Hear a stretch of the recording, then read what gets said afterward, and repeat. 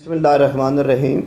ये जो एक वीडियो वायरल हुई है जिसमें एक ख़ातून को एक एएसआई थप्पड़ मार रहा है, तो उसके बारे में मैं बता दूं आपको कि ये चौकी है फरीदकोट थाना सदर की जुरिस्डिक्शन में।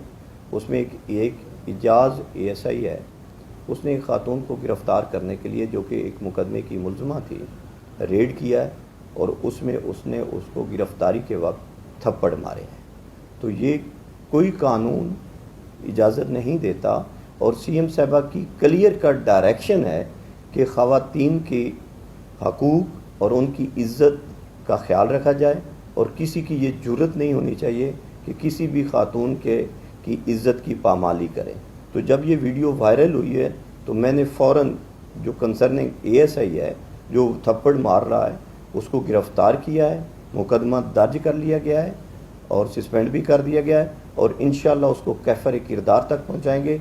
और इस तरह की काली भेड़ों का पंजाब पुलिस में कोई रहने की गुंजाइश नहीं है और इंशाअल्लाह ये प्रोसिक्यूशन से मिलके इसको कैफर किरदार तक हम पहुंचाएंगे।